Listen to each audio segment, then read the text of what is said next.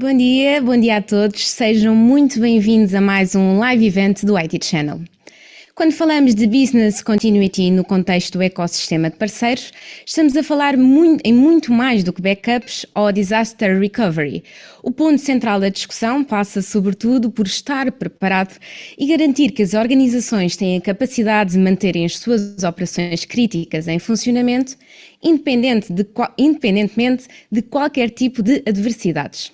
A continuidade do negócio vai muito mais além das atuais ameaças de cibersegurança, por exemplo. Falamos de falhas de infraestrutura, como foi o caso do apagão ibérico em 2025, fez agora precisamente um ano. Falamos também de desastres naturais, como intempéries, como o caso das tempestades que assolaram o centro de Portugal no início deste ano. E falamos também de interrupções de cloud providers, que resultaram recentemente em falhas globais generalizadas e ataques mais localizados e limitados a infraestruturas físicas, como é o caso dos ataques derivados do conflito no Médio Oriente. Para os parceiros canal, o tema ganha assim uma dimensão adicional, porque na verdade já não se trata apenas de garantir a própria continuidade, mas também de se posicionarem como consultores estratégicos dos seus clientes, ajudando-os a construir uma resiliência e a transformar a continuidade de negócio numa vantagem competitiva e necessária. A diretiva NIS2, que já se encontra em vigor em Portugal, colocou aqui uma pressão adicional para as organizações reverem e ajustarem os seus planos de continuidade de negócio. O novo regime jurídico da cibersegurança alarga o âmbito de aplicação para milhares de empresas consideradas essenciais, e aqui entra muito, estamos a falar em questões de operadores de infraestruturas digitais, fornecedores de managed services, passando por setores como os transportes, a saúde, a energia, a administração pública, um amplo conjunto de organizações. A NIS2 vem efetivamente obrigar as organizações a implementarem medidas de gestão de risco, segurança da supply chain, planos de continuidade de negócio e disaster recovery. E neste último ponto não basta ter efetivamente planos preparados para uma eventual falha. É necessário treiná-los, testá-los, reportá-los e, acima de tudo, responsabilizar de quem direito por eventuais falhas. Estas são apenas algumas das linhas gerais que vamos analisar nos próximos minutos com os nossos oradores, que vão apresentar a sua visão estratégica e também vão abordar um pouco como é que encontram o atual contexto do mercado e qual a abordagem mais eficaz na hora de endereçar a continuidade de negócios. O meu nome é Marta Quaresma Ferreira, sou jornalista do IT Channel e hoje, para moderar comigo esta conversa, está a minha colega jornalista Inês Garcia Martins. Muito bom dia, Inês. Olá, bom dia Marta, bom dia a todos. Obrigada por este enquadramento inicial do tema que nos traz hoje aqui. Sou Inês Garcia Martins, jornalista do IT Channel. Antes de avançarmos para o debate, vamos conhecer melhor quem nos acompanha aqui neste painel. Vou pedir a cada um dos participantes que faça uma breve apresentação. E vamos começar pelo Pedro Moraes. Pedro, bom dia. Olá, bom dia a todos. Bom dia. Bem, uma breve apresentação. Bem, antes de mais, dar os parabéns à IT Channel, cumprimentar a Marta e a Inês e também os meus colegas que vão estar aqui comigo a debater estes temas, o João e o Adrian. Eu represento na HP Portugal a unidade de negócio nós chamamos Data Solutions, que basicamente está muito ligado ao armazenamento dos dados e à proteção dos mesmos. Além desta função em Portugal, eu também tenho uma outra função na nossa geografia, onde Portugal está inserido, nós chamamos Laser, que inclui Latin America and Southern Europe, e eu nesta geografia represento a unidade de negócio, efetivamente, que está muito ligada a este debate, que é a Data Protection, onde falamos de como proteger, como recuperar e como estar preparado para garantir que os nossos clientes na geografia possam operar de forma contínua, mesmo quando têm cenários como aqueles que a Marta descreveu. Estou baseado em Lisboa e é um gosto estar aqui com vocês. Obrigada, Pedro. Vamos passar para o seguinte. João Miranda, bom dia. Peço desculpa, estava mutado para não variar. Muito bom dia a todos. Meu nome é João Miranda, eu trabalho na IP Telecom, estou no grupo Infraestruturas de Portugal, que é a casa-mãe da IP Telecom, há mais de 20 anos, na IP Telecom há mais de 10. Já fiz várias funções dentro da casa, mas sempre muito ligadas à parte de arquitetura de sistemas, desenho de soluções, de vários pontos de vista. E esta temática da continuidade de negócio, da segurança da informação em geral, da continuidade de negócio em particular, é uma das áreas onde eu normalmente tenho mais trabalho para fazer e mais atividade recorrente, digamos assim. Estou também baseado em Lisboa e só agradecer também o convite da IT Channel e cumprimentar aqui os meus companelistas. Um, e, e é isso. Obrigado. Obrigada, João. E para complementar o nosso painel, Adrián, olá, bom dia. Bom dia, Inês. Primeiro de tudo, cumprimentar e agradecer à IT Channel por este tipo de oportunidades, que é sempre muito enriquecedor. E agradecer também a presença dos meus companheiros panelistas, que cada vez que eu participo aqui aprendo muito. Portanto, isto já está feito. Eu sou o Adrián Grova, sou o Country Manager da CUNAP para o território ibérico. Pronto, aqueles que não conhecem a marca, nós somos uma fabricante de infraestrutura, de hardware e software, infraestrutura de dados, servidores, virtualização, proteção de dados de negócio. E eu acho que o tema é muito relevante porque, precisamente, o slogan deste ano pronto, é Business Resilience ou Continuidade de Negócio. Portanto, muito agradecido de poder participar cá neste evento. Muito obrigada a todos e agora que já conhecemos o nosso painel de hoje, Marta, vamos então dar início à nossa mesa redonda com a primeira pergunta. Boa sessão a todos. Obrigada, Inês, e isso mesmo. Vamos começar aqui por uma contextualização daquele que é o atual cenário do Business Continuity. Eu descrevi aqui na minha introdução alguns pontos que com certeza davam quase para nós fazermos aqui outro live event dedicado aos últimos acontecimentos ligados ao Business Continuity. Mas começava aqui por perguntar ao Pedro Moraes, da HPE, a verdade é que o conceito de Business Continuity tem evoluído ao longo dos vários anos, derivado aqui de todos estes fatores que têm entrado, uns que se têm tornado mais relevantes que outros, mas há um conjunto de fatores que têm colocado o Business Continuity na agenda das organizações, aquelas que obviamente não o tinham. Perguntava-lhe, na sua visão, como é que tem evoluído este conceito e o que é que também mudou nas prioridades das organizações, porque percebemos ainda, por estes dias, o próprio Ministro Leitão Amaro veio dizer que, no caso, por exemplo, do apagão, Portugal admitiu que não havia uma preparação, ou seja, a principal organização de Portugal nem sequer tinha bem uma preparação, um plano de contingência para aquilo que se viveu ano passado. Qual é a sua visão, Pedro? Como é que estão a mudar as prioridades? Eu acho que não é só o Estado que não está preparado. Eu acho que grande parte das empresas, se formos analisar bem, também têm falhas. Não digo que não estão totalmente preparadas, porque também não é verdade, mas a verdade é que vamos vendo alguns casos de pedidos de ajuda como consequência ou de um ataque ou de um problema.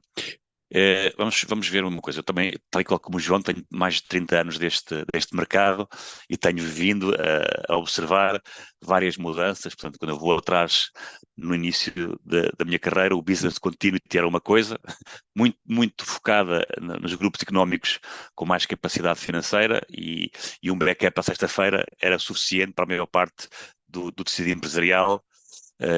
Eu próprio, como curiosidade, devo-vos dizer que muito no início da minha carreira fui contratado para recuperar faturas, porque em vez de fazerem o backup, fizeram o restore da semana passada e tiveram que me pagar para pôr. Portanto, estamos a falar há mais de 30 anos. Bem, voltando aqui um bocadinho ao tema, eu acho que nos últimos, vamos balizar isto nos últimos 15 anos, porque senão vamos para o Unix e para o mainframe e para o AS400, em que os temas eram outros. Nos últimos 15 anos, eu acho que a própria dependência da indústria e das organizações da informática cresceu bastante. Há 15 anos ou há 20 anos era possível ter um chão de fábrica a operar ou ou uma logística a operar sem informática. Hoje em dia é muito difícil, diria quase impossível. Portanto, quer dizer que os sistemas são o coração, os sistemas de informação e os dados são basicamente muito necessários para operar a sociedade. É muito difícil, tirando uma pastelaria ou um comércio mais tradicional, operar sem sistemas de informação. E a verdade é que nos últimos anos fomos desafiados. Tivemos o Covid, que não foi assim, quer dizer, foi 2019, não é? Já foram 7 anos. O Covid introduziu pressão, porque puseram muitas pessoas em casa sem experiência de trabalhar em informática em sistemas menos protegidos, e foi feito um bocadinho à pressa. Depois tivemos também aqui 2 grandes ataques com visibilidade nacional. Não vou falar aqui nos casos, mas acho que foram muito conhecidos, com impacto na sociedade, e o apagão, como a Marta falou. E isto veio trazer a discussão de e se fosse connosco, né? Se fosse da minha empresa, nós estamos preparados, e isso veio trazer aqui a discussão para o C-Level, e também aqui vamos ver que, se eu pensar que o CIO é uma função que há 15 anos não existia, ou existia em poucas organizações, eu acho que é uma discussão de negócio que tem que se ter. Claro que a NIS 2 veio também pôr pressão, porque impacta as empresas para estarem em compliance com a indústria. Agora, é uma discussão que toca o processo, a tecnologia e as pessoas. Eu acho que estes 3 vectores são muito importantes, e eram algo que há uns anos atrás bastava ter boa tecnologia, ou seja, as empresas achavam que ter boa tecnologia os protegia, mas muitas vezes essa tecnologia não era testada, e quando era preciso falhava sempre alguma coisa. As pessoas não tinham consciência que abrir um e-mail que não vem de uma origem fidedigna pode trazer um malware. Portanto, eu acho que hoje ainda há trabalho a fazer neste campo de educar os colaboradores. É um trabalho que algumas empresas têm vindo a fazer, mas ainda há muita curiosidade de abrir um e-mail. Vais ter um aumento, clica aqui para confirmar, e obviamente as pessoas vão sem validar, e acho que ainda, eu acho que temos vindo a verificar uma preocupação, uma evolução na preparação tecnológica, com a introdução dos disaster recoveries, dos backups com a imutabilidade, mas eu acho que ainda temos um caminho a fazer naquilo que é parte de testes de recuperação. Portanto, eu acho que temos vindo a dar passos muito importantes. Os casos que todos conhecemos vieram por pressão. Eu acho que estamos a caminhar para cada vez ter empresas mais preparadas. Aquilo que eu vejo que ainda não está no cenário ideal é a capacidade de fazer um teste ou seja, validar continuamente que a infraestrutura está preparada e vai responder de forma célere e adequada a um ataque. Essas ferramentas ainda não estão, não são fáceis de implementar. Nós claro, podemos ajudar e podemos, se calhar posso falar como é que nós podemos ajudar os clientes nessa área, mas de facto é neste caminho que eu acho que já eu e os meus concorrentes e os meus parceiros de negócio temos capacidade de fazer esse trabalho. Faz falta na parte dos decisores pôr os simulacros na agenda, porque isso impacta o negócio. Tem que planear paragens, quer dizer, nem todos, mas claro, nós conseguimos facilitar isto. Mas fazer um simulacro, como nós fazemos um simulacro de um incêndio, de uma inundação, no IT, eu acho que é esse passo que estamos um bocadinho atrasados, e que é difícil fazer esse passo, porque impacta o negócio, mas nós sabemos que no dia que nos acontecer, cada pessoa sabe exatamente o seu papel e como é que reagir.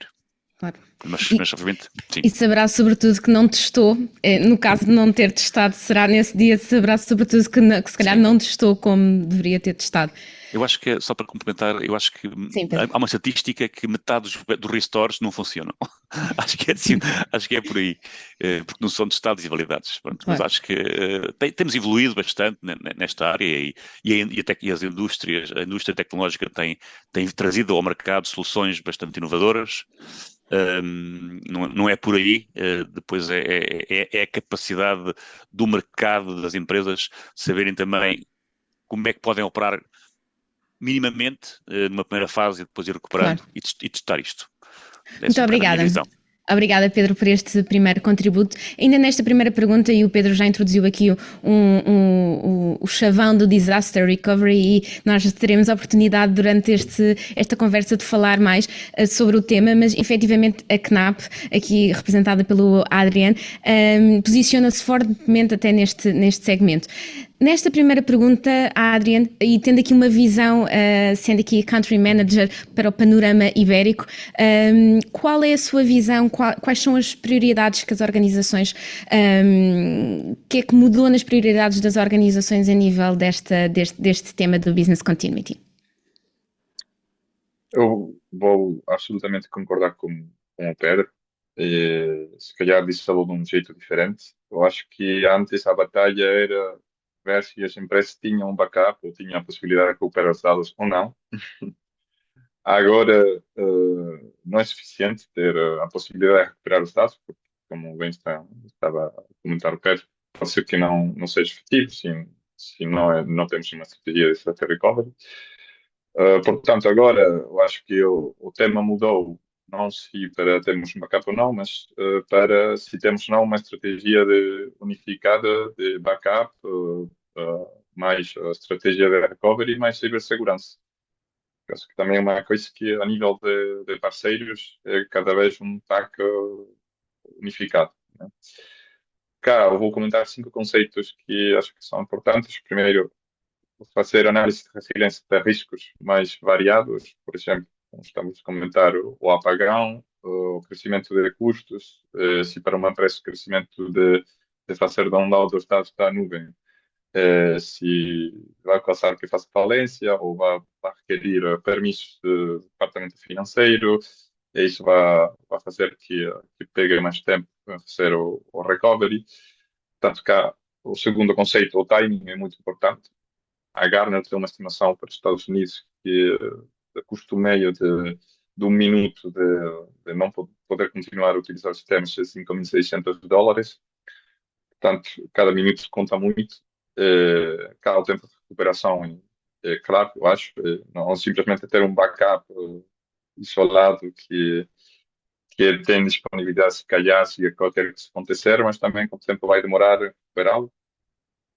Uma coisa que eu acho que é muito importante que é a formação e capacitação dos colaboradores, não apenas do departamento de IT, não apenas fazer testes na parte do departamento de IT, mas que um bocado todo mundo saiba fazer um simulacro, como tivemos uma fogo no prédio, não é? Todo mundo saiba aquilo que tem que fazer caso que tenhamos um desastre, não é? Outra coisa, o quarto ponto é a análise de custo, porque cá temos que ver o custo de licenciamento, o custo de infraestrutura, mas também o custo do downtime, quando temos um problema, um desastre na empresa. Tem que fazer a comparação disso, não é apenas se esta licença é muito cara, esta infraestrutura é muito cara, também o custo de não poder continuar a trabalhar, né? E eu acho que também uma coisa que está a evoluir muito a nível de tecnologia, também por parte dos vendors, é uma visão zero trust. Que é ter sempre o menor dos privilégios para cada utilizador, não por comodidade, dar privilégios a todo mundo para utilizar suas coisas, ao nível de aplicações, por exemplo, a incorporação do AppArmor no kernel da Linux, que vai limitar por default todos os privilégios de todas as aplicações que estão instaladas no kernel, sistema CNTR, evitar movimentos laterais, ter uma infraestrutura de VLANs, e o tema de monitorização contínuo, porque há muitas vezes que o ataque não vai vir de fora, vai vir de dentro com um e-mail de phishing, como estava a comentar o Pedro. Eu acho que uma coisa que pronto, temos a parte do apagão, a parte de desastres naturais. Isto é um tema muito relevante da atualidade, mas o Sophos tem um documento que se chama State of Ransomware. Do ano 2024, das empresas que foram enquestadas, os 66% sofreram ataques de ransomware. Portanto, o ransomware é ainda um tema que está muito de moda. É muito interessante ainda considerar que uma das principais fontes, se não a principal fonte de falência financeira para muitas empresas, no caso não poder continuar a utilizar os sistemas. Muito obrigada, Adriano, pelo seu contributo nesta questão. Vou agora passar a palavra à Inês. Vamos para a próxima questão, Inês. Obrigada, Marta. O próximo tópico dá conta precisamente do que há pouco estávamos a falar. A verdade é que o business continuity é por vezes confundido com disaster recovery ou apenas com backup. E João começava precisamente por si. Como é que posicionam esta discussão junto dos clientes? Qual é a abordagem mais eficaz para comunicar o verdadeiro valor? João. Essa é uma excelente questão, porque na prática, nestas temáticas da continuidade de negócio, à data de hoje, e indo de encontro um pouco àquilo que o Pedro e o Adriano também já fizeram aqui um bocadinho do histórico da evolução, à data de hoje, se calhar esta questão da comunicação, para além dos conceitos próprios da continuidade de negócio, da segurança de informação e por aí afora, mas a parte da comunicação e do tentar que todos aqui os stakeholders, os intervenientes, percebam que o assunto não é tanto um assunto tecnológico, mas muito mais um assunto que tem que partir do negócio, um assunto mais processual, mais até conceptual do ponto de vista do negócio. Está ligado também com a própria evolução tecnológica das coisas e da exponencialmente maior dependência e criticidade dos sistemas de informação na operação das empresas em geral e da sociedade ainda mais de forma generalizada. E esta questão da confusão entre o backup, o disaster recovery, o business continuity, a segurança da informação em si, que é uma questão ainda mais abrangente, é tipicamente uma área onde nós gastamos muito do nosso tempo. Ou seja, a minha perspectiva é sempre uma perspectiva, a minha pessoalmente, uma perspectiva mais de arquitetura, ou seja, de olhar para os problemas e encontrar as soluções mais adequadas. E embora eu venha mais das áreas técnicas, eu acho que aqui existe um gap significativo na parte da comunicação entre as entidades, os clientes, os parceiros, nós, os fornecedores de infraestrutura e por aí fora, no alinhamento destes conceitos para depois conseguir tirar partido deles para implementar coisas efetivamente eficazes. A nossa abordagem recente tem sido e tem-se focado, e cada vez mais, tem-se focado em tentar menos vender a tecnologia e começar sempre por enquadrar no negócio e nos objetivos e nos requisitos e por aí fora e nas circunstâncias. Há também aqui uma questão interessante que é, este é um tema que aparenta e muitas vezes as expectativas dos clientes vêm um bocadinho afetadas por isso. Aparenta ser um tema relativamente, eu diria, homogéneo, portanto, em que os desafios são muito iguais para toda a gente. Do ponto de vista dos requisitos, dos objetivos e por aí fora, isso é completamente verdade. Do ponto de vista da operacionalização, muitas vezes não o é. Ou seja, há muitos desafios técnicos que são muito heterogéneos e há muitos desafios de negócio e processuais e por aí fora que ainda são mais heterogéneos. E tipicamente o grande desafio é tentar fazer com que os nossos parceiros e os nossos clientes, em última análise, comecem a conversa pelo sítio certo? Nós temos muitos clientes que começam a conversa pelos backups, sim. Temos muitos clientes, o disaster recovery, o termo disaster recovery ainda continua a ser muito mais utilizado do que o business continuity, do que a continuidade de negócio. E a questão é que, à data de hoje, e na maioria das organizações, eu diria que a criticidade e a dependência dos sistemas de informação é de tal maneira, nos processos de negócio, que já não faz sentido começar as conversas por aí. De todo, certo? E esse é um dos desafios que nós temos diariamente, e eu pessoalmente é uma das áreas onde eu ocupo mais do meu tempo. E tipicamente é esse o desafio, é quando os clientes ou os parceiros nos trazem os desafios, tentar sempre voltar ao início da conversa, ao ponto de partida da conversa e qual deve ser esse ponto de partida. E na prática, esse ponto de partida tem inevitavelmente que ser continuidade de negócio, e à data de hoje isso também é cada vez mais uma tendência, e eu diria que é uma inevitabilidade, isso cruzado com o contexto ainda mais global da segurança da informação em geral.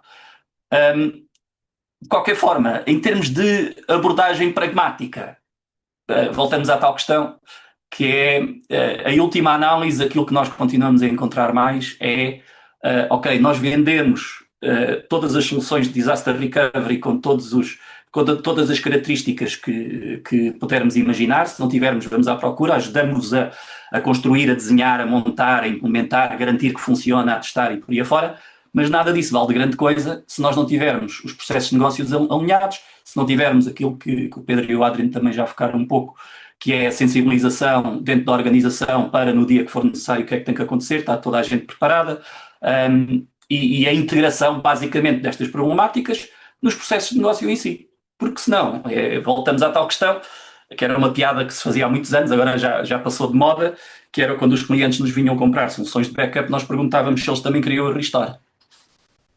Certo?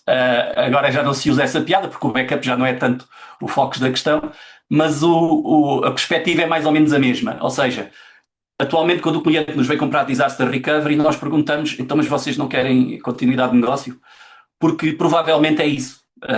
Porque e depois tem muito a ver aqui com os palavrões, né? com os conceitos e com a perspectiva de cada um sobre eles, mas eu diria que aqui, só para resumir, o ponto fulcral da abordagem cada vez mais tem que ser o começar do princípio da história. O princípio da história é o negócio e os objetivos e os requisitos do negócio. Muito obrigada, João. Adriana, esta dificuldade de distinção ainda se faz sentir? Como é que se posiciona esta discussão junto dos clientes? Pronto, vou fazer três definições, é o que eu acho que tem mais sentido para definir o backup, o disaster recovery e o business continuity, mas muito em linha com o que estava a comentar o meu companheiro João. O backup, eu acho que simplesmente é a possibilidade de recuperação. Portanto, ter um backup não assegura nada. Não tem segurança se simplesmente temos a possibilidade de ter a segurança de recuperá-lo. Portanto, esse é o primeiro. O disaster recovery é processo ou funcionalidade de recuperação efetiva de infraestrutura dos sistemas. E como estava a comentar o João, o Business Continuity fala de um processo de negócio completo que está a incluir não apenas o departamento da IT, mas as pessoas que estão implicadas, que estão a utilizar todas as funcionalidades da IT, que é normalmente 100% dos colaboradores, e todas as operações comerciais, operações logísticas, operações de back-office, tudo aquilo que está ligado à continuidade do negócio. Portanto, uma compreensão muito mais funcional, muito mais financeira. Dizer, o backup salva os ficheiros, o disaster recovery recupera os sistemas, e o continuity é aquele que mantém o negócio funcionar, realmente. Portanto, cá dizer, simplesmente adicionar comentário, que eu acho que o João se calhar tem muita experiência com isto, que antes o impacto do negócio de infraestrutura de disaster recovery tem a ver com uma fatura daquilo quanto vai custar, não é? Mas agora estamos a falar que se calhar tem mais sentido implicar na conversa departamentos que não é apenas simplesmente olhar para o número da fatura daquilo quanto custa. Não é simplesmente uma questão de tecnologia e o custo que tem essa tecnologia, mas a peculiaridade do negócio e como é que vai afetar o funcionamento do negócio diário, mesmo a horário, mesmo cada hora. Acho que os parceiros têm uma oportunidade para ter mais protagonismo em entender as peculiaridades de cada negócio, porque um minuto uma empresa não custa o mesmo com um minuto da outra. As aplicações de front office, back office, as aplicações que utilizam os colaboradores podem estar ligadas de um jeito muito diferente, sem falar de multi-cloud, de on-premise, tem edge computing, coisas desse jeito. Portanto, que lá os parceiros têm a oportunidade de compreender muito mais as peculiaridades e as necessidades precisas de cada negócio. Vou dar simplesmente 3 dados-chave que eu procurei para apoiar um bocado a importância de aquilo que falou o Pedro também, de fazer testes e que aquilo efetivamente funcione. O 93% das empresas nos Estados Unidos que perderam acesso aos dados mais de 10 dias fecharam num ano, portanto, quase a totalidade. Pronto, cá tem um reporte do United Nations Office for Disaster Risk Reductions, a dizer que o 40% das PMEs não reabriram após um desastre. E a maioria das restantes não conseguiam reabrir não foram à falência no primeiro ano de continuar as operações. Portanto, uma questão, e aquilo que se estava a comentar o João, que quase a metade das desastres de recovery não estão a funcionar, se o timing não é um bom, pronto, vai significar a falência por o custo financeiro que tem, não conseguir continuar com as operações do negócio. É mais uma coisa, pronto, por fazer um bocado uma cobertura mais grande a nível geográfico, uma estimação da Federation Small Business no Reino Unido, que diz que 80% das PMEs afetadas por um incidente grave fecham de 8 meses. Portanto, não é simplesmente pegar numa cifra muito específica, mas que é uma coisa muito grave, que se é um erro que implica não ter continuidade de negócio, a empresa fica muito perto da falência. Por isso que é muito importante não simplesmente pensar em ter um backup, ter a possibilidade de recuperá-lo, mas ter um processo muito claro, a implicação dos departamentos que têm que estar implicados para que, se caso acontecer, recuperar o mais cedo possível do jeito menos traumático possível. Obrigada, Adriano. De facto, trouxe-nos aqui dados que espelham o desafio que temos em mãos, e ainda no mesmo tópico. Pedro, como é que olha para precisamente este desafio? Bem, o business continuity não é um backup e nem é um disaster recovery. Eu acho que se algum cliente pensa que tem backups e tem um DR, um disaster recovery, está seguro, eu aconselho a rever um bocadinho a sua estratégia, porque aconteceu muitas vezes que o criminoso ou o hacker entra pela rede, portanto, e aqui não estamos a falar na componente de CMs e de XDRs, entra pela rede, consegue acesso à password da appliance de backup e apaga o backup. Pronto. Portanto, o backup por si, ou se não houver, por exemplo, a característica de imutabilidade no backup, que é muito importante, estamos muito expostos, e mesmo ter um DR, se o criminoso encripta na origem, como estamos a replicar para o DR, ele vai basicamente agarrar nos dados encriptados e vai escrever os encriptados do outro lado. Portanto, temos que ter mais do que backups.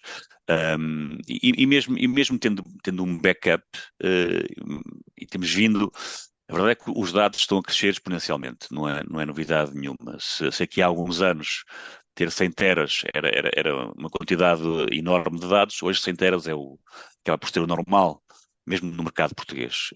E quando temos vários centenas de petas, não, como temos uma quantidade grande de dados em backup e somos atacados e queremos recuperar, temos que pensar que as appliances de backup não têm a mesma performance que os sistemas têm hoje, porque tipicamente são desenhadas para serem um backup, procura-se ter um custo aquisitivo mais baixo do que os arrays de produção, e é um backup, quer dizer, não há ali transações tipicamente que tenham impacto no negócio. Então vamos procurar construir appliances de backup, mesmo que seja disk to disk, ou seja, não são tapes, mas estamos a falar de discos mais lentos. E fazer um restore massivo demora várias horas, em alguns casos dias. Agora a pergunta é, eu fui atacado, tenho um problema. Eu posso esperar 24 horas para fazer um restore? E depois de fazer o restore, validar se os dados estão limpos? Que impacto é que essas 24 horas, mesmo tendo um backup, e posso ter um backup de 4 em 4 horas, que poucas pessoas têm, e posso ter um backup de 4 em 4 horas. E fui atacado passado 2 horas do último backup que eu tenho. Perdi 2 horas, portanto. É toda esta engrenagem que nós temos que ver exatamente, é o estudo de impacto. Ou seja, um cliente tem que saber para cada aplicação ou para cada área de negócio interna, quanto tempo é que ele pode estar parado. Isso é uma análise muito importante na área que nós fazemos esses estudos com os clientes, sempre que temos uma abordagem com o cliente, é fazer o estudo do impacto do negócio, ou seja, que áreas de negócio é que podem parar e quanto tempo podem parar e quanto tempo é que podem perder os dados. E a partir de muito mais, a tecnologia vem sempre depois. É olhar para o cliente e perguntar os termos do RPO e do RTO. Peço desculpa porque estamos aqui a entrar em termos mais técnicos, mas é muito difícil para nós falarmos disto, saímos aos chavões. É avaliar para cada área de negócio estas duas perguntas. Quanto tempo eu posso perder dados e em quanto tempo tenho que estar a operar? E isto tem que ser mapeado em cada área de negócio, desde os recursos humanos até ao e-mail, área de fabrico, se é logística, área de vendas, e a partir daqui constrói-se, porque depois a tecnologia existe. Eu consigo dar com soluções dentro da HPE, soluções em que eu perco apenas segundos e estou a trazer o negócio para a operação em minutos. Quer dizer, isto existe. Agora, este é um trabalho que é feito com o cliente. Se o cliente disser, eu posso perder um dia de trabalho, é fácil fazer uma solução. O backup serve, coloca-se uma appliance de backup com imutabilidade, isso tem pouco impacto e estamos protegidos. Agora, se o cliente diz, eu não quero perder dados, aí temos que construir uma solução com outro tipo de soluções que garantem a continuidade do negócio e que estão a registar todas as transações, ou seja, não é como se tivesse um backup a cada segundo. É uma terminologia que nós usamos, que é o Continuous Data Protection, em que basicamente estamos a registar tudo. É comparar uma fotografia com um filme, em que filmamos toda a transação e quando temos que voltar atrás no tempo, é como usar o comando da televisão e voltar atrás. Agora, isto tudo parte daqueles 3 pilares. É sabermos que temos a tecnologia certa, com as pessoas bem treinadas para as usar e temos os processos prontos para no dia D a coisa funcionar. Nós temos inclusive um workshop que fazemos que é bastante interessante, não tem custos, é um workshop que nós fazemos em alguns clientes, sempre que nos pedem, que é fazer um simulacro. Basicamente nós trazemos aos nossos clientes durante uma manhã, chamamos pessoas não do IT, o CIO, o financeiro, a parte do legal, que é também aqui muito importante, as operações, e basicamente pomos numa reunião que demora 1 ou 2 horas, um caso de ataque, e deixamos às pessoas, olha, aconteceu isto, agora qual é que é a vossa decisão? Primeira, vamos pagar, não vamos pagar? Que impacto é que isto tem no mercado nacional, nos nossos clientes, nos fornecedores? Como é que comunicamos com a imprensa? Como é que comunicamos com os legisladores? Como é que comunicamos com o mercado? Que impacto é que isto tem nas redes sociais?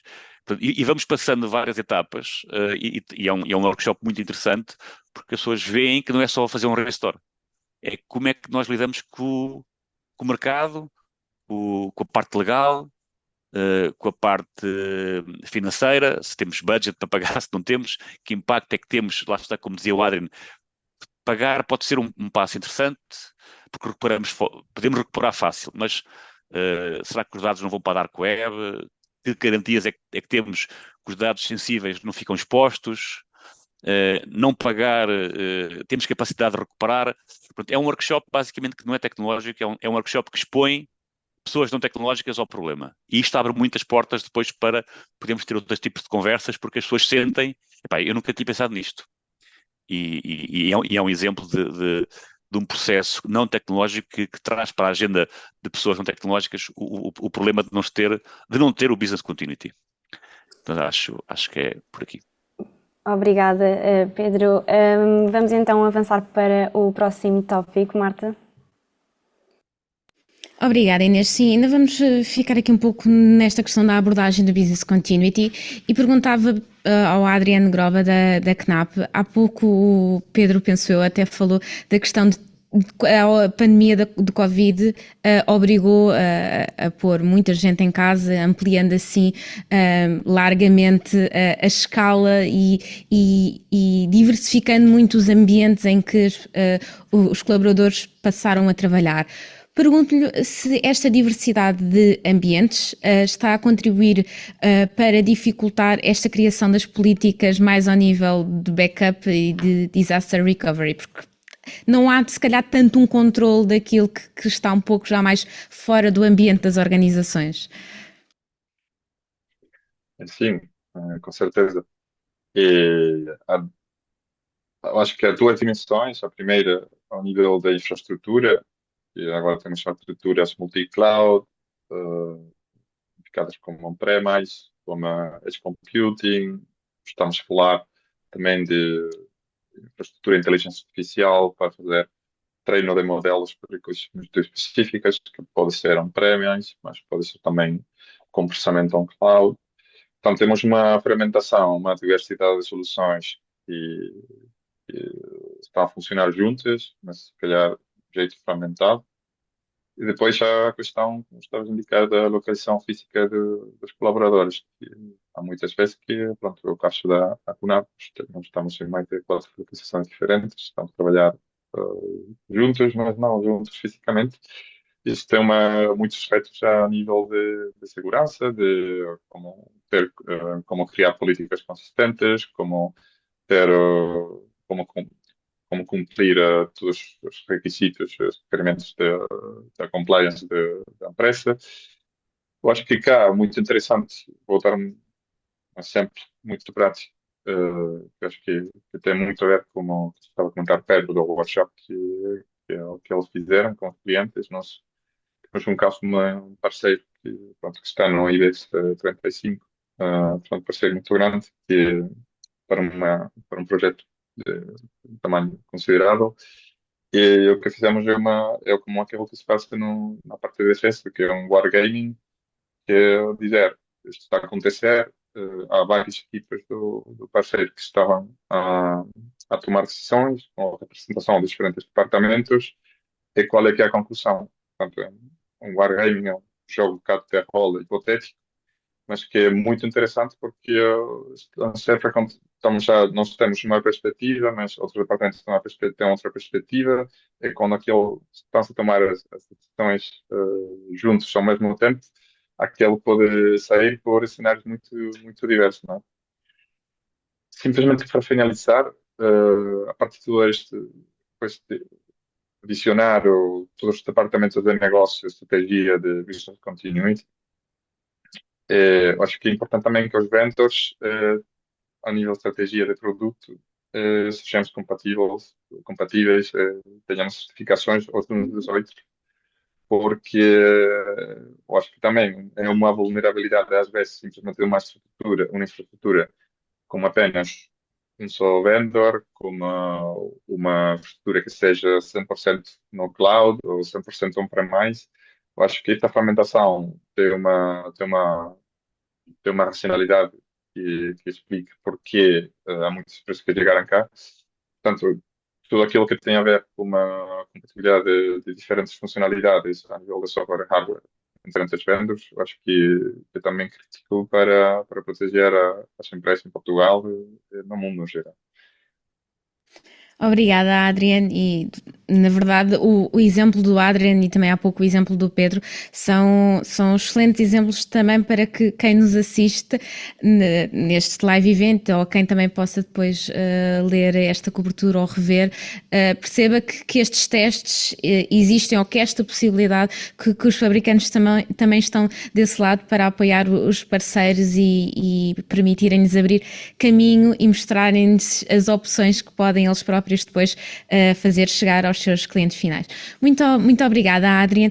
Ainda antes de irmos à questão dos dados, ao tópico seguinte dos dados, há pouco aqui o João Miranda da IP Telecom falava da questão da comunicação, também da importância da comunicação. Eu perguntava-lhe quais são, na sua visão, claro, e da sua experiência, quais são os principais conselhos para os parceiros na hora de construírem arquiteturas resilientes que combinem não só cloud, mas também a questão do edge computing e, claro, estando nós a falar da IP Telecom, a conectividade segura. Certo. Na prática, essa questão é na continuidade daquilo que disse anteriormente.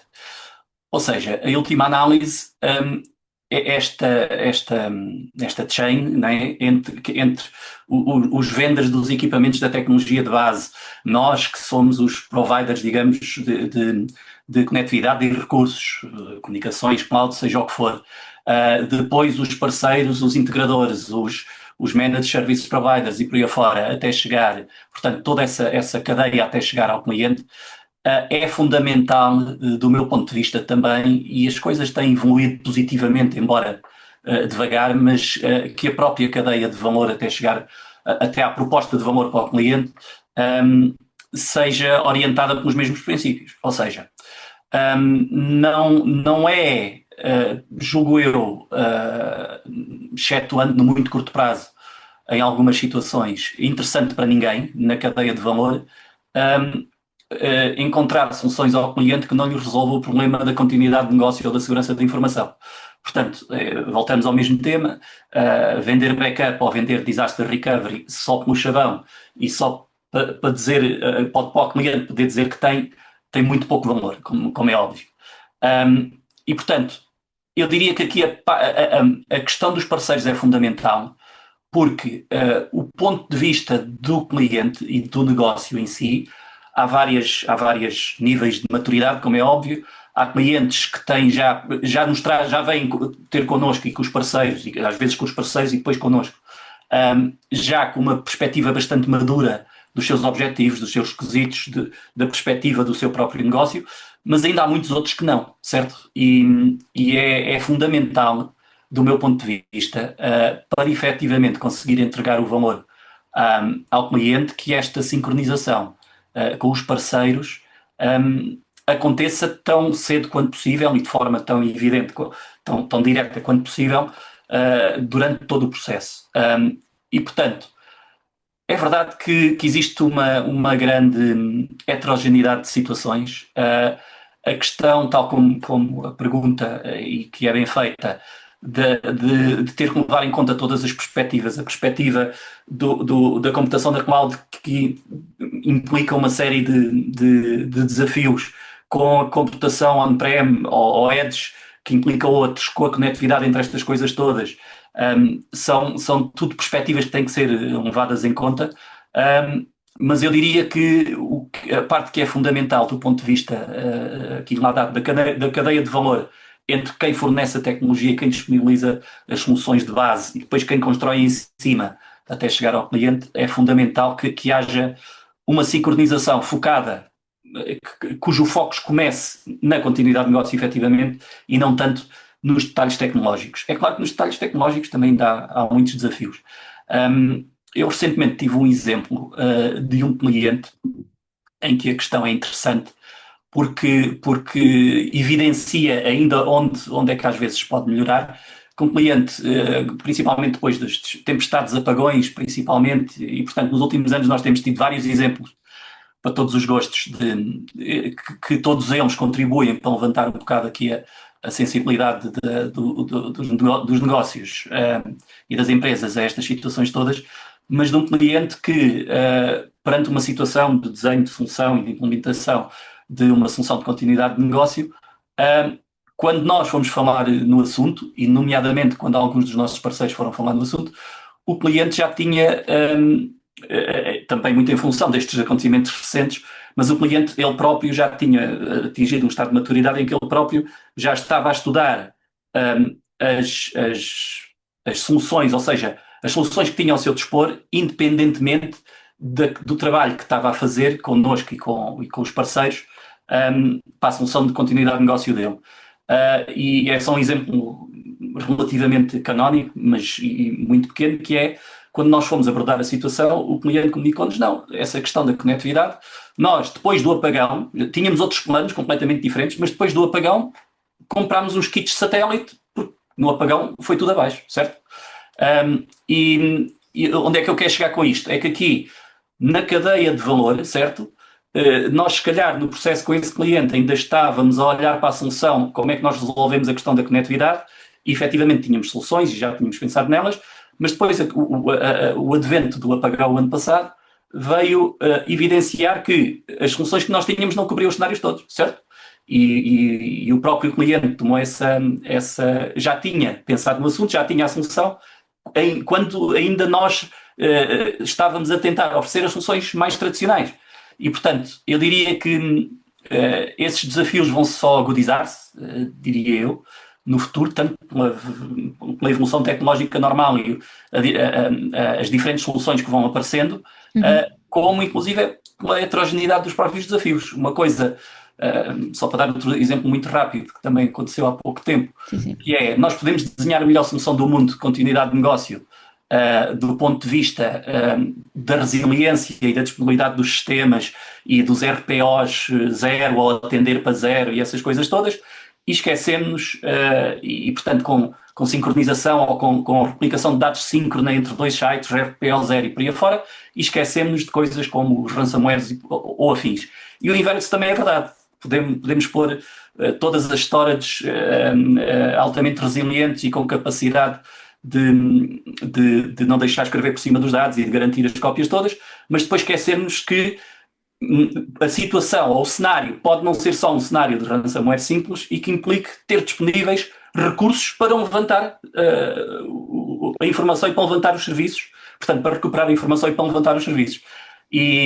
São cada vez mais as variáveis. Exatamente. E uma coisa sem a outra redunda digamos, num valor muito questionável da solução em si, certo? Isto ainda, antes de ir para a outra questão, que é a questão do valor e de como é que se justifica ou como é que se enquadra os custos destas coisas todas, versus os benefícios potenciais. Muito obrigada. Obrigada, João. Vamos acelerar um pouco. Vamos agora para a próxima questão. Para isso, Inês, a palavra é tua. Agora vamos falar sobre dados e automatização.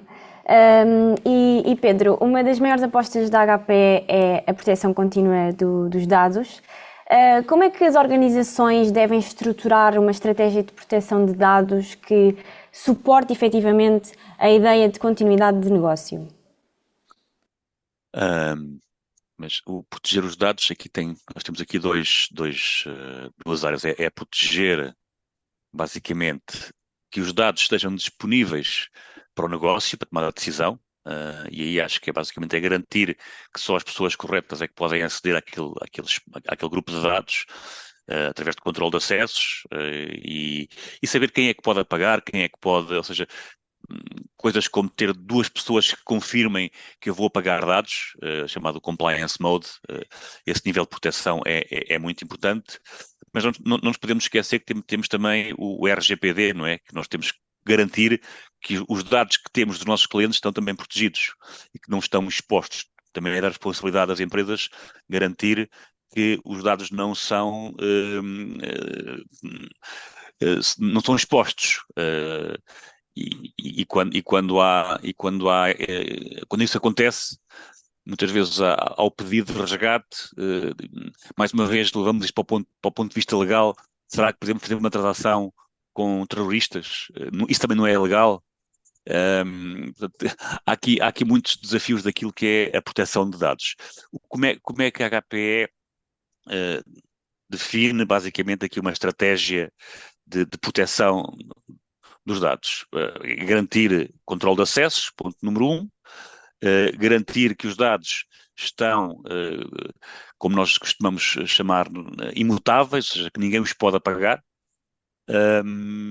E se possível, e nós dizemos sempre se possível, porque isto obriga a investimentos, ter aquilo que é chamada a bolha, ou o vault, que é o cofre, onde temos uma cópia dos dados não conectados a nada, em modo mais um chavão em air gap, em que de facto temos os dados guardados numa zona em que sabemos que ninguém tem acesso, ou só pessoas muito específicas é que têm acesso, e essa será a última linha de defesa, onde nós colocamos a última cópia dos dados nesse cofre virtual aqui, quer dizer, também podemos usar uma tape e pô-la num cofre físico, mas do ponto de vista de velocidade de recuperação não é tão rápido como termos os dados naquilo que é o Vault ou o AirGap ou IRE, portanto, como há muitos chavões, para termos uma cópia segura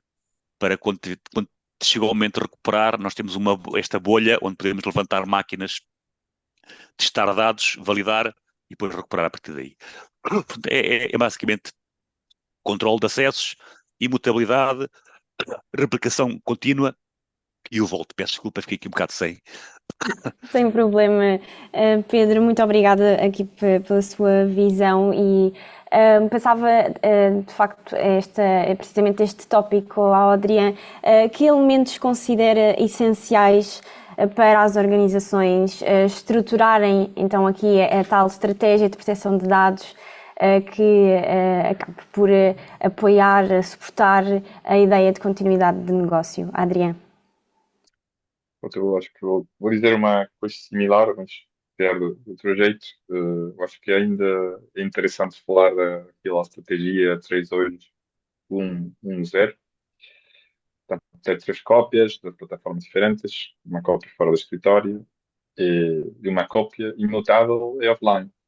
Tecnologias de AirGap, como se chama no caso do fabricante, nós chamamos de AirGap Plus. Pronto. E aquele zero também que é interessante, que ter a corroboração que não há falhas de integridade nem de corrupção dos dados. E vamos ver se conseguimos, desde a IT Channel, atualizar o padrão mais comum de ter uma verificação periódica de que as recuperações efetivamente funcionam. Portanto, ficaria 3-2-1-1-0-1. Porque, pronto, eu procurei aqui um informe da Deloitte, da Deloitte Insight, onde diz que apenas 30% das empresas estão a testar regularmente que os dados que estamos a proteger podem ser efetivamente recuperáveis. É simplesmente adicionar uma dimensão que é interessante, que se falou muito, que é, desde o ponto de vista do negócio, qual é o RPO, quantos dados posso perder e qual é o RTO, quanto tempo posso estar parado, que é muito importante defini-lo desde o ponto de vista do negócio e depois falar de tecnologias, porque temos a fortuna que há muitos fabricantes muito competentes que temos todas as tecnologias para cumprir com aqueles requerimentos das empresas que precisam, mas tem que ser definido, não dizer eu vou utilizar um AirGap, pronto, não vou, mas qual é que é a necessidade do negócio, e depois tenho todas aquelas ferramentas, não vou construir o carro, o produto em base às ferramentas que eu tenho, mas eu quero um produto e depois vou ver como utilizo as ferramentas que eu tenho para conseguir chegar lá. Né? Pronto, um bocado, acho que comentários já que adicionaram que disse o Pedro, da estratégia de proteção de dados. Obrigada, Adriana. Seguimos para a perspectiva do João relativamente a este mesmo tópico. João? Exato. Ou seja, eu não vou repetir, obviamente, aquilo que os meus colegas já referiram, vou tentar construir um bocadinho em cima disso e dar aqui a perspectiva que aqui a palavra estruturar na questão eu diria que é aqui a palavra-chave. Ou seja, já conversámos sobre a criticidade destas coisas todas, já da dependência que o negócio tem disto. O Adriano há pouco referiu e bem estatísticas relativamente alarmantes sobre as consequências da descontinuidade de negócio pela via do IT, que normalmente são, em muitos casos, questões existenciais, portanto, os negócios, em casos de desastres significativos, são ameaças existenciais, e eu diria que aqui esta questão de estruturar a proteção dos dados, que na prática tem que ser sempre visto no contexto global da proteção da informação, da segurança da informação, certo? Que inclui a proteção, a disponibilidade, essas coisas todas. Eu diria que o que é fundamental é não cair na tentação de ir à procura de uma solução pré-feita, portanto, de pronto a vestir, que eu não é, assino o cheque e o vendedor daqui a 3 meses entrega-me uma soluçãozinha prontinha, porque na prática isso é completamente utópico, não existe. Existem soluções, muitas vezes, pré-formatadas e pré-feitas para contextos muito específicos e para empresas muito específicas, mas no geral, o que é necessário estruturar é com múltiplas perspectivas. Tem a ver com aquilo que eu estava a dizer há pouco, e eu se calhar vou tentar usar aqui também um género de exemplo canónico. Nós, IP Telecom, temos no passado recente advogado com alguma insistência junto dos nossos clientes a tentativa de sempre que as circunstâncias o permitam e façam sentido, de ir para situações de RPO zero.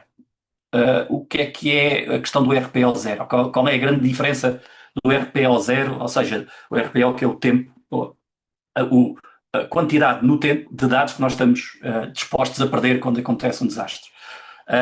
E a grande diferença, ou seja, onde aqui há uma barreira lógica, digamos assim, do RPO zero versus as soluções de RPO quase zero, versus as soluções e tudo o que há aí no meio, mas até ao backup típico de uma vez por dia, né, uma vez por noite, todas essas soluções trazem desafios que lá está, dentro do tal contexto que estávamos a falar um bocado do processo de negócio e por aí afora, podem ter impactos que quase que negam tudo o resto dos esforços que se fazem de implementação da tal estrutura e da tal estratégia da proteção de dados.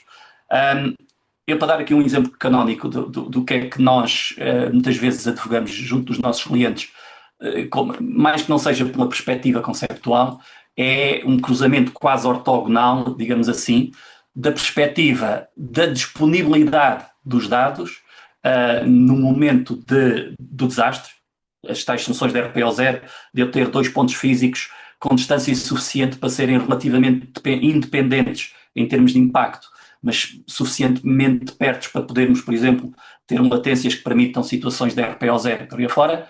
Mas, no entanto, nunca podemos perder de vista que temos aqui uma perspectiva completamente ortogonal, que é, para os casos de ransomware ou outros ataques cibernéticos de idêntico impacto, que é uma coisa é quase ortogonal à outra, ou seja, o facto de eu garantir que tenho os meus dados ultra bem replicados sincronamente num cenário de um ataque que me corrompa os dados, tem o efeito inverso, que é a cópia que eu tenho ainda está instantaneamente corrompida também, mata-me bem. Portanto, há aqui quase uma perspectiva ortogonal, que é, temos que cruzar as duas perspectivas para ter digamos, uma proteção de dados eficaz, efetiva, certo? E essa estruturação, tanto das soluções tecnológicas como da gestão e do ciclo de vida da informação e dos dados em si, é que eu diria que é aqui a questão-chave para depois isso servir de base para tal continuidade do negócio, que não é só isso, mas que depende disso para ser eficazmente implementado. Obrigada, João, e obrigada a todos. Vamos seguir para um tópico que, apesar de atravessar praticamente todos os processos, todos os negócios, curiosamente hoje ainda não foi aqui abordado. E por isso voltava aqui ao Adriano para nos falar sobre que papel pode assumir a automação, a inteligência artificial e a monitorização preditiva na prevenção de falhas e no que também é na resposta rápida a incidentes. Adriano. Eu acho que, claro, que a inteligência artificial, a automatização, reduz o tempo da resposta, vai fazer uma redução da exposição ao erro humano. Também pode potencialmente aumentar muito a efetividade.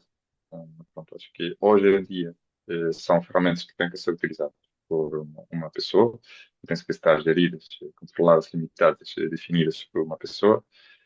Ainda não estamos numa automatização completa e, pelo momento, sou um bocado agnóstico do quando é que isso pode acontecer. Mas pronto, acho que é uma ferramenta que não pode ser uma, uma concepção do futuro, mas que tem que ser utilizada lá no 2026, neste ano. As empresas têm que começar se não, ainda não têm implementado uma estratégia de inteligência artificial para a cibersegurança, tem que ser já, se tiverem a capacidade. Portanto, depois práticas que pode ser a inteligência artificial, detecção de anomalias, alertas preditivos antes de falha. Nós, por exemplo, nos nossos dispositivos temos uma inteligência artificial que tem uma alerta preditiva antes de falha para os discos que estão utilizados no servidor NAS. Auditorias automáticas, por exemplo, na parte de funcionamento de um dispositivo ou da infraestrutura, ter um software automático que esteja a dar reporting, a sugerir ao IT Manager a fazer mudanças, atualizações ou pronto, detectar comportamentos não comportamentos de risco, vamos dizer, para ajudar os humanos. Eu acho que hoje é muito importante contar com este tipo de ferramentas. Eu acho que todo mundo conhece aquilo que aconteceu como a Cloud Mythos, que conseguiu detectar, explorar vulnerabilidades automaticamente, milhares de vulnerabilidades 0.10 que ainda não tinham sido descobertas pelos humanos, e que tinha um nível de risco tão grande que era, pronto, apagaram a possibilidade de publicar o Cloud Mythos, a versão Mythos, a última versão Mythos da Cloud, e deixaram que grandes empresas como a AWS, a Microsoft, a JP Morgan, façam testes com estes modelos, que se conhece o projeto, o Project Last Win. Portanto, é uma coisa muito presente que já aconteceu, que já está a acontecer. Temos que mudar aquela ideia que a inteligência artificial é uma coisa do futuro. E passar do pen testing puramente manual à descoberta contínua de vulnerabilidades como inteligência artificial. Muito obrigada, Adriana. Vamos avançar, Marta, para o próximo tópico. Exatamente, Inês, obrigada. Vamos falar de segurança e eu agora apelava aqui a alguma capacidade de síntese dos nossos participantes. Estamos ainda aqui 2-3 temas até à nossa mensagem final e efetivamente temos aqui o tempo um bocadinho a esgotar-se, mas acho que até agora têm sido todas intervenções bastante construtivas e importantes e interessantes aqui também para o debate do tema de hoje. Perguntava então ao João Miranda, há pouco o Adriano frisava aqui muito a questão do ransomware, e perguntava-lhe aqui em termos de cibersegurança, como é que a regulamentação como a NIS2 e outras frameworks de compliance, por exemplo a questão da DORA, estão a influenciar ou acabam por influenciar as decisões de business continuity nas organizações? Certo. Na prática, eu julgo que também já tinha referido isso um pouco atrás, mas também o Pedro e o Adriano já passaram aqui pelo tema também, que é, na prática, a questão da segurança da informação, em geral, da cibersegurança e da continuidade de negócio. Em última análise, redundam em peças do mesmo puzzle, certo? E nesse sentido, a NIS2 é, digamos, a última iteração, ou mais recente nesse sentido, e eu diria que uma das mais contundentes, digamos assim, embora não seja de aplicação universal, nos setores onde a aplicação se deve, é exatamente nos setores onde deve ser, onde se devem aplicar as regras e as práticas mais restritivas e mais coerentes, digamos assim. Mas, na prática, a NIS2 e as outras frameworks, as que vieram antes delas, as ISO 27000, que não sendo não sendo, tendo uma perspectiva diferente, porque a NIS 2 já traz a novidade maior que traz, embora a NIS anterior também já tivesse essa componente, é aqui uma componente de, chamemos-lhe obrigatoriedade, de forçar as organizações a implementar as coisas de certas formas. Vem trazer uma pressão muito maior, e essa é indiscutível, mas na prática eu diria que há duas perspectivas. Uma é que as organizações já têm, lá está, isso já não é de agora, a NIS 2 vem reforçar, já não têm desculpa de não ter o enquadramento, de não ter a framework. Ou seja, a NIS 2 e a ISO 27001, 27000 em geral, e muitos outros standards e até a legislação dos últimos, talvez, 15 anos, tem vindo cada vez mais a forçar e a reforçar paulatinamente a importância de fazer as coisas, de ter a responsabilidade, digamos assim, das organizações de ter que fazer esse caminho, certo? Mas mais que isso, de já não ter desculpa de terem que encontrar o que é que têm que fazer, certo? A NIS 2 vem clarificar isso e vem pôr a pressão, digamos, legislativa, que na prática faz com que as organizações, e começando no caso da NIS 2, pelas dos setores mais críticos da sociedade, digamos assim, de não poderem deixar de o fazer. E isso vem mudar muita coisa, e nomeadamente aqui no contexto do Business Continuity, embora a NIS 2 seja muito mais abrangente, não é? Mas no contexto específico do Business Continuity é uma das peças do puzzle, mas eu até diria que é uma peça do puzzle, digamos, estruturante, basilar, certo? É um género de fundação em cima da qual o resto constrói, certo? E portanto, nesse contexto, lá está, eu julgo que a NIS 2 vem construir em cima de todos os outros movimentos, tanto legislativos como de standardização e de boas práticas e por aí fora, mas vem pôr uma pressão nova e adicional que já havia, mas pouco, não é? Nas versões anteriores, e em termos, eu diria que legislativos e de tentar forçar uma convergência, e no caso da NIS 2 especificamente, nos setores que por sua vez também são os mais basilares, ou seja, dos quais depois tudo o resto constrói em cima, e depende, eu diria que é fundamental, e já se nota, se calhar não tanto quanto seria desejável, mas já se nota que as decisões dos stakeholders já estão a apanhar esse balanço, digamos assim. Embora a NIS 2 ainda seja, estando digamos, em aplicação, ainda é bastante recente, e nestas coisas nós sabemos que há sempre aqui alguma inércia. Claro. Eu diria que tem tendência para acelerar muito, muito rapidamente. Obrigada, João. Pedro, ainda na mesma questão, qual é a sua perspectiva sobre a entrada destas novas diretivas e quão aqui isso vai impactar aqui as organizações em termos de business continuity? Bem, muito sumariamente, que eu sei que estamos com limite de tempo. Não, a NIS 2 veio pôr na agenda dos decisores a necessidade de provarem que estão preparados, e veio também ajudar aqui os IT managers ou CIOs a garantir orçamentos para poderem executar os planos. Porque de facto as empresas têm que demonstrar que estão preparados, e quando são atacados têm que avisar que foram atacados. Portanto, há também este duplo sentido. E acho que como sociedade garante que onde nós estamos, onde nós nos inserimos, não estamos dependentes de uma entidade que está mal preparada e que vai deixar de prestar serviço porque não tem um plano de continuidade de negócio e que pode afetar o meio onde nós estamos envolvidos.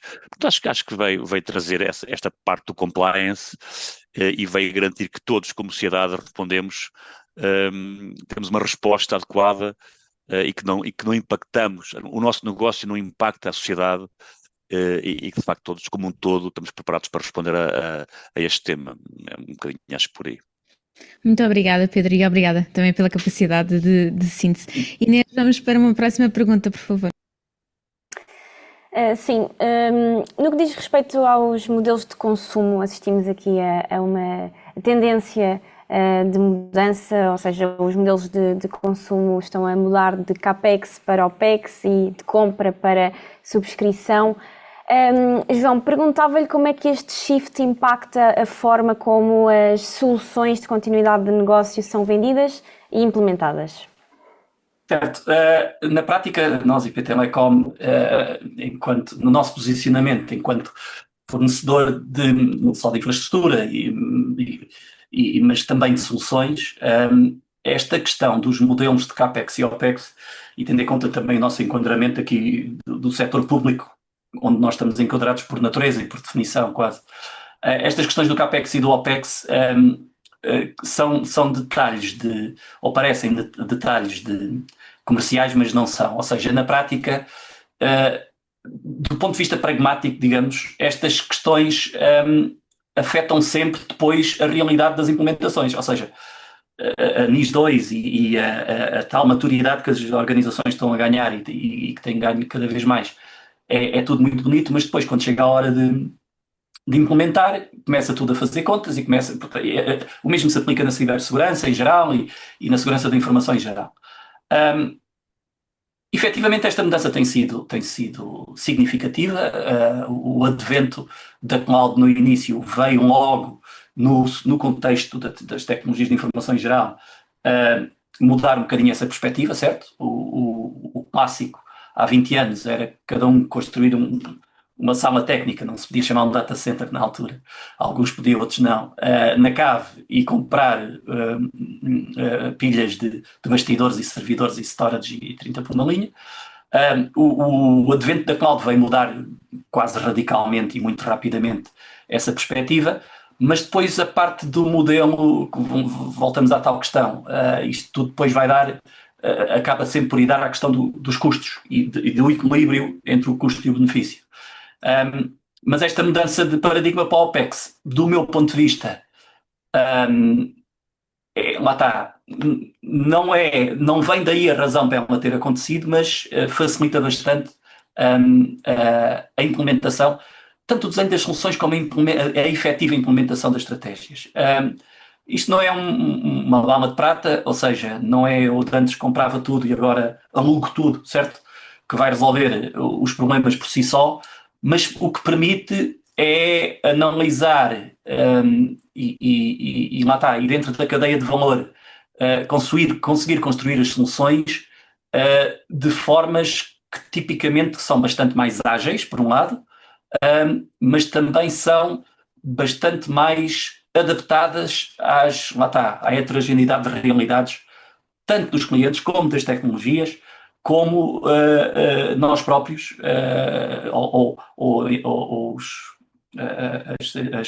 as entidades, as empresas estão posicionadas como nós, IP Telecom, na cadeia de valor, que não somos um vendedor base de tecnologia, não construímos servidores e não construímos storage, como que os meus dois colegas estão aqui bem representados, mas estamos no patamar imediatamente a seguir. E aí esta questão do CAPEX e do OPEX, efetivamente, não é tanto um detalhe financeiro, influencia diretamente o desenho das soluções. E do meu ponto de vista, isso é bom e é assim que deve ser, ok? E na prática, do ponto de vista puramente pragmático e só para terminar, sim, a esmagadora maioria dos nossos clientes, à data de hoje, abordam-nos sempre numa lógica muito mais de OPEX e muito mais virada para alinhar a expectativa de benefício, certo? Com o custo no tempo, que na prática é isso que o OPEX é, certo?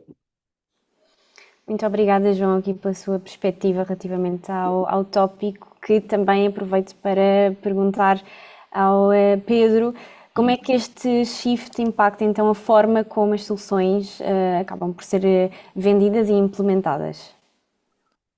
Muito bem, sim, nós há uns anos atrás, quando apareceu a cloud pública, era o oásis, porque nós não tínhamos preocupações com instalações, com firmware, com manutenções, portanto era só subscrever um serviço e estava automaticamente disponível. Nós achamos que esse modelo do ponto de vista teórico, é interessante. O que achamos é que depois o controlo e a soberania dos dados também é importante. Então conseguimos replicar esse modelo do as a service para os nossos clientes diretos. Portanto, nós oferecemos essa oferta através da nossa oferta que é chamada GreenLake, onde o cliente apenas nos diz que espaço quer usar ou que capacidade computacional quer usar e tem uma fatura mensal que pode nos ajudar nos aspectos financeiros, pode ter mais budget para CAPEX, mais budget para OPEX, mas basicamente tem a certeza que vai ter aquele custo por tera ou custo por capacidade e não está, depois há uma camada de serviço que vai também aliviar a carga do cliente de estar a fazer a manutenção, a operação dos sistemas, isso fica a nosso cargo e o cliente apenas vive a experiência de utilização. Esse modelo existe. E fazendo aqui publicidade à IP Telecom, nós construímos juntos uma solução que está disponível e é excelente. Portanto, todos os clientes que procurem uma solução de backup as a service podem usar a oferta da IP Telecom, que é baseada em tecnologia HPE e que basicamente dizem quanto espaço é que querem guardar, fica em Portugal, portanto os dados é um backup as a service, mas baseado no território nacional, portanto a proteção dos dados, a soberania dos dados fica em Portugal e basicamente não interessa se começam com 1 tera e escalam a 20 teras, podem crescer sem estar limitados pela tecnologia. Portanto, nós não só fazemos este serviço para o cliente final, mas com as parcerias que vamos criando, e aqui a que temos com a IP Telecom é uma de sucesso, que está a crescer, e bem, portanto, João, aqui a publicidade, espaço publicitário à IP Telecom para a solução de Backup as a Service, que é um exemplo do mercado nacional, como podemos executar este tipo de soluções. Muito obrigada, Pedro, pela sua perspectiva e vamos, já estamos prontos para a próxima questão, Marta. Vamos avançar. Obrigada, Inês. E sim, temos aqui mais uma questão antes da nossa habitual mensagem final aos parceiros. E esta questão, de facto, nós já falámos aqui ao longo desta conversa, não havia como falar indiretamente nela. E de propósito até deixámos um pouco mais para o fim, porque eu acho que esta deve ser, ou consideramos que esta deve ser, de certa forma, uma mensagem mais a reter pela nossa audiência e efetivamente tem a ver com os testes e com a validação dos planos ligados à continuidade de negócio. Perguntava então ao Pedro Moraes, como já temos visto, uma coisa é termos os planos organizados e delineados, e os planos de continuidade, mas outro ponto importante também é perceber se os mesmos funcionam. Como é que as organizações, na sua visão, devem abordar os testes dos seus planos de continuidade de negócio? Como é que devem ter toda esta preparação a nível de continuidade de negócios? Bem, sim, isto já foi abordado aqui durante a sessão. De facto, isto nós só sabemos que vai funcionar se testarmos. E se testarmos a tecnologia, se testarmos o processo, ou seja, saber exatamente quem é que vai fazer o quê e quando, e qual é o seu papel no processo de recuperação. Isto tem que ser testado, tal e qual, como também já aqui foi dito, testar outro tipo de incidentes, um incêndio, uma inundação, e outro tipo de... Portanto, nós temos tecnologia, e agora também fazendo aqui um bocado de publicidade à tecnologia da HP, temos uma tecnologia, um software que é o Zerto, que facilita muito a execução dos testes, portanto é por software, eu apenas defino o que é que quero testar e em 4, 5 cliques, sem impactar a produção, eu faço um teste de disaster recovery e crio um relatório do que é que aconteceu naquele processo de teste, de recuperação, com a orquestração. Portanto, veio facilitar muito a capacidade dos nossos clientes de executarem os seus testes.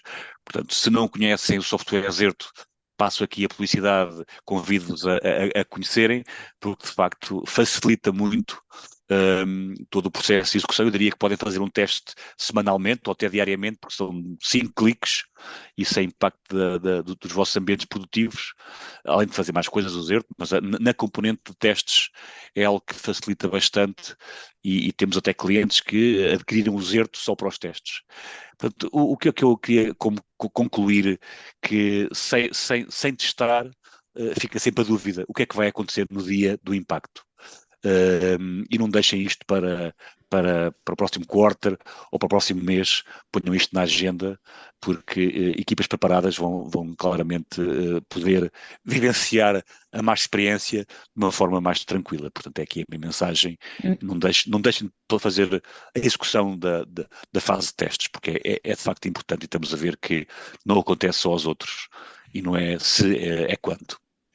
Muito obrigada, Pedro.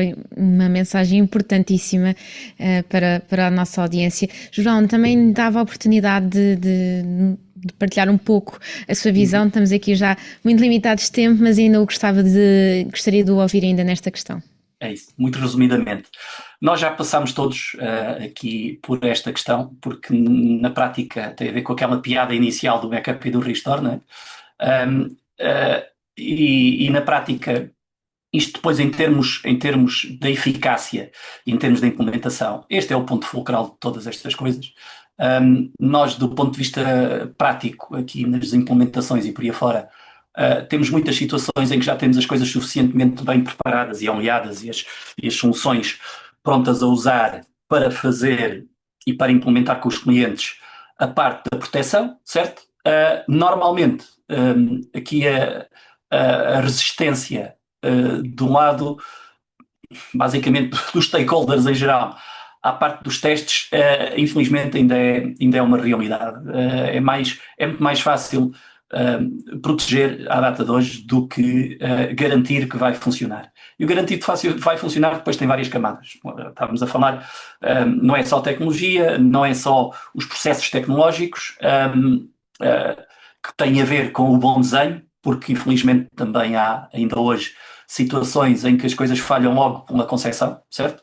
E depois os testes nunca correm bem, também é uma coisa que se vê e que é uma coisa que nós IP Telecom, com a nossa experiência e com o que vamos ganhando ao longo dos tempos, é uma das coisas onde nós nos focamos muito, que é tentar garantir que as soluções não são só no papel, certo? São coisas que transmitem e que dão a segurança aos clientes finais e que transmitem e que vão de encontro às expectativas, certo? E para isso a parte dos testes é fundamental. A última análise, muitas vezes, aqui essa relativa resistência é porque muitas vezes o esforço seja de financeiro, seja de recursos humanos, seja de recursos materiais e por aí fora, o esforço de fazer testes periódicos com a periodicidade necessária, testar as componentes todas e por aí fora, é significativo.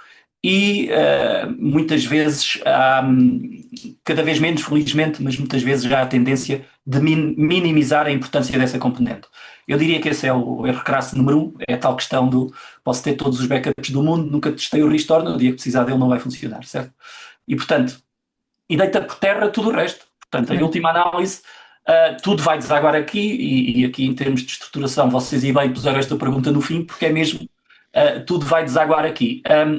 Só para terminar, este é de tal importância que nós temos dado cada vez mais foco a este tema e soluções como, por exemplo, o Zerto, que o Pedro referiu, e que a IP Telecom também conhece,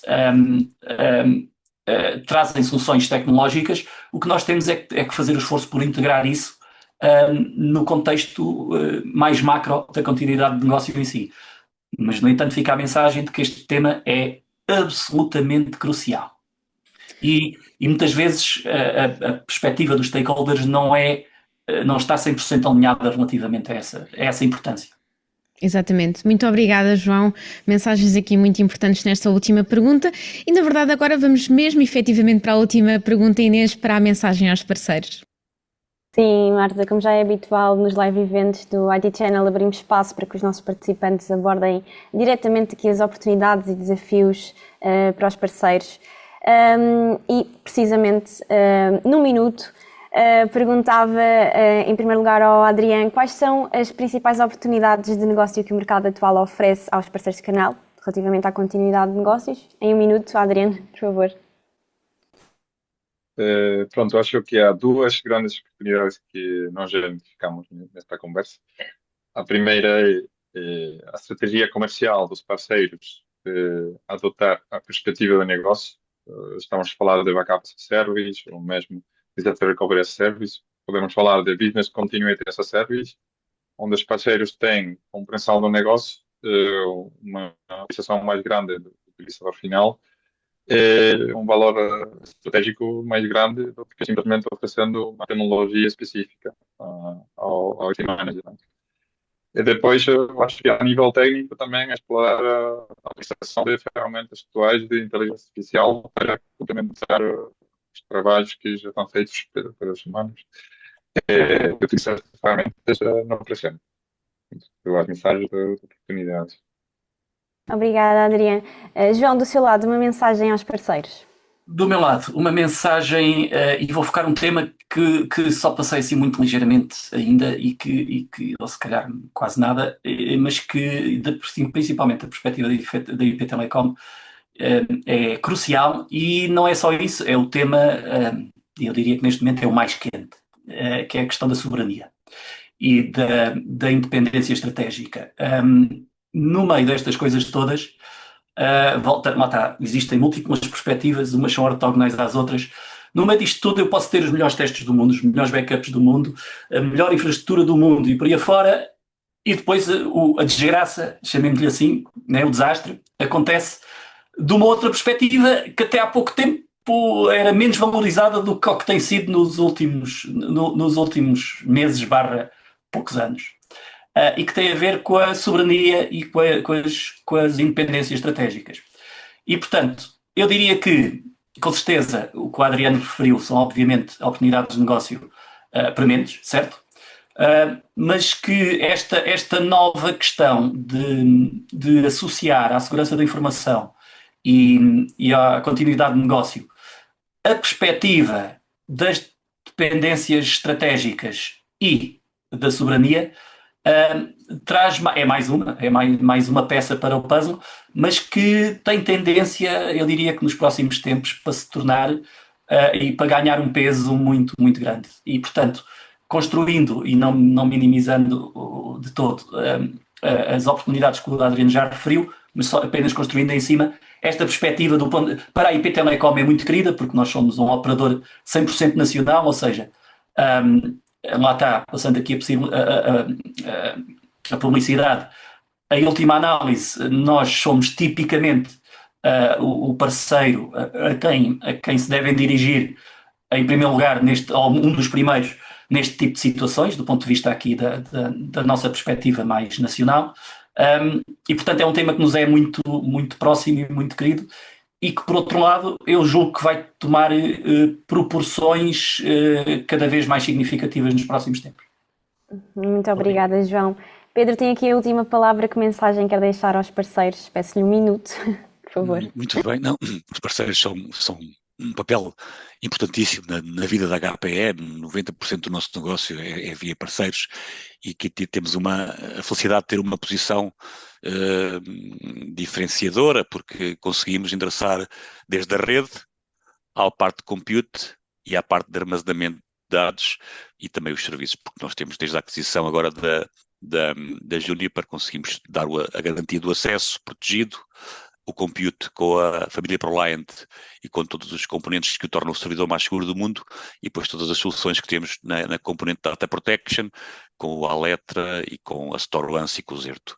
Portanto, conseguimos construir soluções. Do ponto de vista de serviços, o que temos que é diferenciador é uma análise de impacto do negócio que desenvolvemos juntamente com o cliente, em que vamos basicamente identificar as prioridades ou as áreas a tomar em conta num desenho de uma solução. Portanto, aproveitem estas capacidades da HPE, complementem com os vossos serviços e contem connosco para a vossa atividade comercial. um último ponto, estamos com uma promoção no Zerto, agora até fim de abril, portanto aproveita também, está com um preço bastante interessante. E muito obrigado, quer ao João, quer ao Adrian, foi um gosto estar com vocês e a IT Channel, parabéns pela iniciativa. Muito obrigada. Antes de passar a palavra à Marta, quero deixar aqui o meu agradecimento aos participantes e igualmente a todos os que nos acompanharam ao longo desta sessão, aos nossos leitores. Do meu lado, muito obrigada. E já agora, esta foi a minha primeira experiência a moderar um live event e por isso, obrigada por terem feito parte deste momento. Até breve. E passo a palavra à Marta para as despedidas finais. Obrigada, Inês. Acho que a prova foi superada e a nossa conversa também acho que foi extremamente agradável durante esta hora e meia que se esticou, se calhar um pouco mais do que nós achávamos, mas acho que foi extremamente pertinente também, dado a pertinência, passa a redundância do tema. Esta mesa redonda, o conteúdo, o vídeo e também a cobertura vai ficar disponível na edição de maio do IT Channel, que estará online cerca de meados da próxima semana, e o próprio jornal físico chegará aos vossos escritórios, às vossas secretárias, em princípio na outra semana seguinte. Do nosso lado também aproveitar para dizer que no dia 28 de maio nós vamos ter o nosso evento, o principal evento independente de parceiros em Portugal, o Channel On, que decorre uma vez mais nos Montes Claros, com uma agenda que tem vários temas que estão na ordem do dia, desde infraestrutura, inteligência artificial, data centers, são temas extremamente importantes para o canal de parceiros, por isso convidamos também os parceiros a aderirem através do nosso site do IT Channel ou também nas nossas redes sociais. Temos o site da conferência também, é só inscreverem-se, pedirem o vosso voucher. E da nossa parte é tudo, não se esqueçam, a questão do Business Continuity deve estar no top of the mind e por isso protejam-se e invistam nos vossos planos de continuidade de negócio para que o negócio nunca pare. Muito obrigada e até à próxima.